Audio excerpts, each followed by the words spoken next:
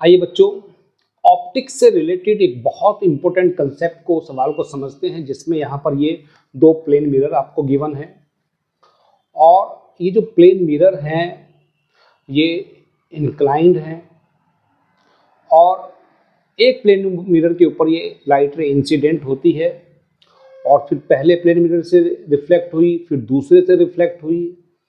तो इस तरीके से इसमें पूछा जाएगा आपसे कि बताइए इंसिडेंट लाइट की जो डायरेक्शन थी और जो फाइनली रिफ्लेक्टेड लाइट है उसकी जो डायरेक्शन है, दोनों के बीच का जो एंगल है जिसको आप बोलेंगे एंगल ऑफ डेविएशन, आखिर ये कितना होता है एंगल ऑफ डेविएशन, ये आपको इस सवाल में फाइंड करना है। और मिरर के बीच का जो एंगल है वो थीटा है।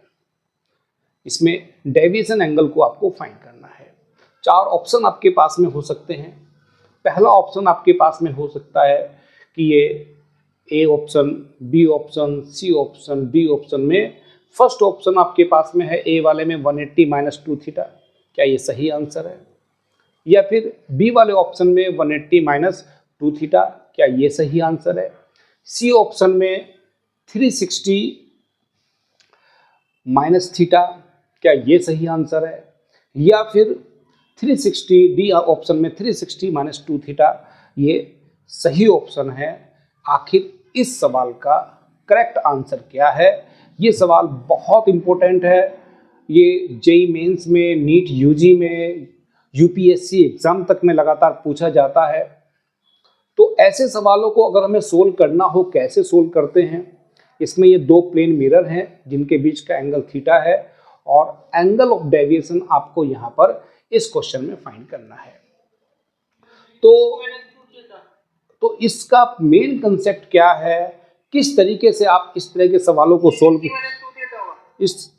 को कैसे आप सोल्व करते हैं, ये आपको समझना है।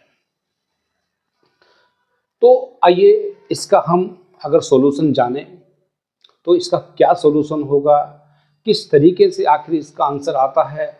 हमें आंसर रटने से बेहतर है कि हमें कंसेप्ट पता होना चाहिए। तो कैसे इसको सोल्व करते हैं ये हर एक बच्चे को आज क्लास में समझ में आएगा। बहुत आसान तरीका है, बहुत अच्छा मेथड है जिससे आप इसको सोल्व कर सकते हैं। तो सबसे पहले आप यहाँ पर क्या देखेंगे, ये लाइट रे कितनी बार रिफ्लेक्ट हुई है? ये 2 बार रिफ्लेक्ट हुई है। पहले बार में जो एंगल ऑफ इंसिडेंस आप बनाएंगे, इसमें नॉर्मल के साथ में जो एंगल ऑफ इंसिडेंस इसका बनता है वो मान लीजिए θ1 एंगल है। अगर इंसिडेंट एंगल आपके पास में यहाँ पर जो बनेगा मान लीजिए कितना θ1 है। अगर इंसिडेंट एंगल θ1 होता है तो रिफ्लेक्टेड एंगल भी कितना होगा? पहले केस में जब पहली बार लाइट रिफ्लेक्ट हो रही है तब वो भी θ1 होगा। और ये एंगल नॉर्मल के साथ में बनते हैं, आपको पता है, इंसिडेंट और नॉर्मल और रिफ्लेक्टेड और नॉर्मल। सेकेंड रिफ्लेक्शन में जो एंगल ऑफ इंसिडेंट वो आपने θ2 मान लिया और उसका रिफ्लेक्टेड एंगल भी कितना हो गया? θ2 हो गया। तो ये लाइट यहाँ पर 2 बार रिफ्लेक्ट हुई है और पहले केस में एंगल ऑफ इंसिडेंट θ1 था, दूसरे केस में θ2। अब इसमें टोटल डेविएशन निकालने के लिए आप क्या करें? पहले केस में टोटल डेविएशन निकालने के लिए आप इसमें क्या करें? पहले केस में जो एंगल ऑफ डेविएशन है टोटल, वो मान लीजिए आपके पास जो है δ1 है।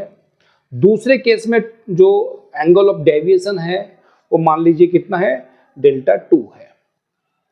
δ1 और δ2 ये पहले दो केस में आपके पास में, पहले केस में एंगल ऑफ डेविएशन δ1, दूसरे केस में एंगल ऑफ डेविएशन δ2। तो टोटल डेविएशन अगर आपको फाइंड करना है तो टोटल डेविएशन कितना होगा?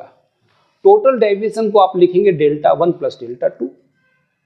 और δ1 कैसे निकालते हैं ये आपने रिफ्लेक्शन में सीखा है।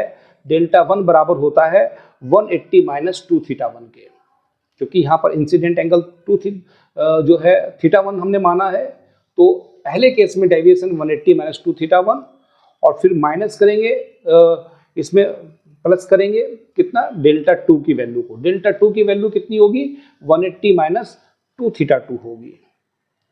अब ये इसको आप ऐड करेंगे दोनों को, तो ये आपके पास में बनता है 360 -2 ब्रैकेट में आप लिखेंगे θ1 प्लस θ2।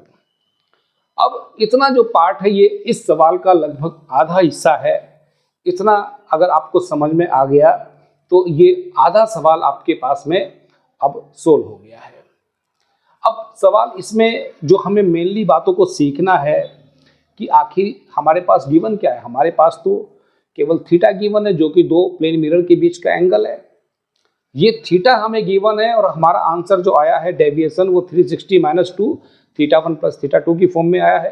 तो ये θ1 प्लस θ2 से थीटा कैसे निकालते हैं, तो ये मान लीजिए जो सेकेंड रिफ्लेक्शन हुआ था वहाँ पर जो एंगल ऑफ ये अंदर का एंगल बनेगा 90 - θ2 और नीचे वाले केस में रिफ्लेक्टेड राइट और पहले मिरर के बीच का जो एंगल बनेगा वो 90 - θ1 बनेगा।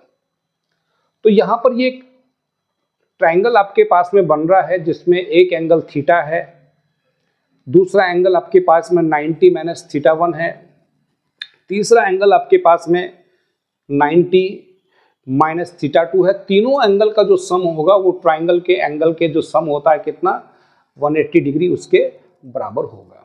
तो इनको आपने 180 डिग्री के यहाँ पर बराबर लिख दिया हमने। इसके बाद यहाँ से थीटा अगर हम फाइंड करेंगे तो ये आपके पास आप लिख सकते हैं इसमें थीटा इक्वल टू 180 माइनस ये 90 इधर जाएंगे तो 180 हो जाएगा, वो भी तो 180 - 180 और θ1 θ2 इधर आके प्लस हो जाएगा तो प्लस θ1 प्लस θ2।